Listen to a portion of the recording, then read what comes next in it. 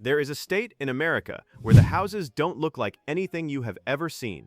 Not like Texas, not like Vermont, not like California or Ohio or anywhere else in this country. A place where the houses sit high off the ground on wooden stilts like they're afraid of the earth beneath them.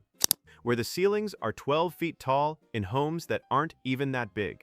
Where the front porch isn't just a nice feature, it's the most important room in the house. Where the architecture looks like someone took France, mixed it with West Africa, added the Caribbean, and then dropped the whole thing into the middle of a swamp.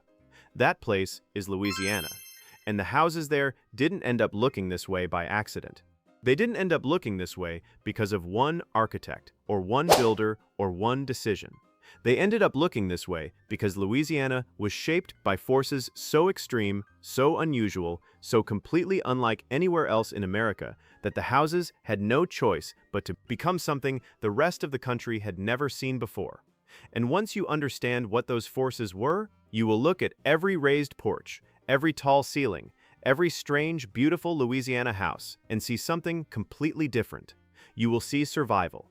To understand Louisiana houses, you have to understand one thing first. Louisiana should not exist. Not as a place where people live, not as a place where cities are built, not as a place where millions of people call home. The land itself is almost uninhabitable. Louisiana sits at the mouth of the Mississippi River, the largest river system in North America. Every drop of water that falls on roughly 40% of the entire continental United States eventually finds its way to Louisiana, all of it, draining through thousands of miles of rivers and tributaries and eventually pouring out right on top of the place where people were trying to build their lives.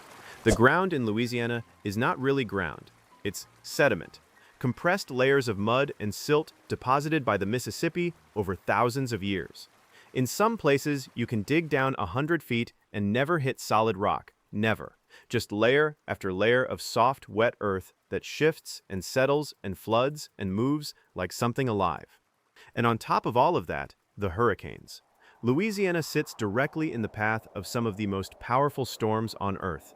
Storms that push walls of water called storm surges miles inland. Storms that don't just flood the streets, but flood the ceilings. Storms that have wiped entire towns off the map in a single night. So when the first settlers arrived in Louisiana in the early 1700s, French colonists sent by the crown to establish a foothold in the New World, they faced a problem that no European building tradition had ever prepared them for. How do you build a house on ground that is essentially wet mud, in a place that floods constantly, in heat and humidity so extreme that wood rots in months, in a region hit by hurricanes powerful enough to destroy anything that isn't built exactly right? The answer they came up with changed everything. First, raise the house, get it off the ground entirely. Build it on brick piers or wooden posts so that when the water comes, and the water always comes, it flows underneath the house instead of through it. This is where the raised Louisiana cottage was born. Not because it looked beautiful, not because some architect thought it was elegant, but because the alternative was watching your home fill with water every single season. Then, deal with the heat. Louisiana heat is not like Texas heat. Texas is hot and dry. Louisiana is hot and wet. The humidity wraps around you like a second skin. It makes 90 degrees feel like 110. And in the 1700s, there was no air conditioning. There was no electric fan. There was nothing between you and that heat except the house itself. So they built the ceilings tall, 12 feet, 14 feet sometimes, because hot air rises and the higher the ceiling, the further the heat stays from the people living below. They built the windows enormous, floor to ceiling in some houses, so that any breeze that existed could move freely through every single room. They built the front porch wide and deep, facing the street, because the porch was the only place where the air moved enough to make life bearable in summer.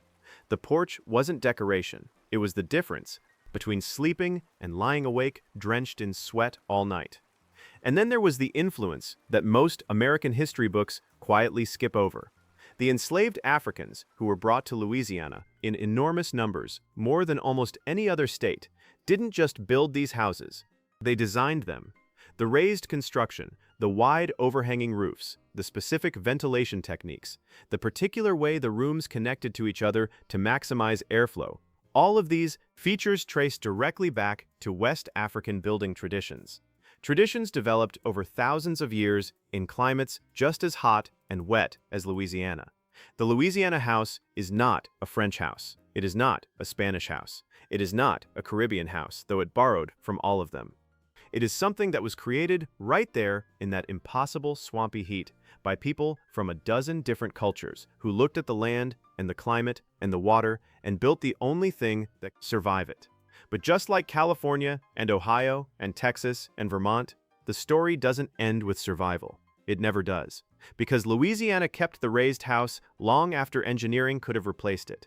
Long after concrete foundations and flood barriers and modern drainage systems made it technically possible to build a normal house sitting flat on the ground like everywhere else in America. They kept it because it became something more than a solution to flooding.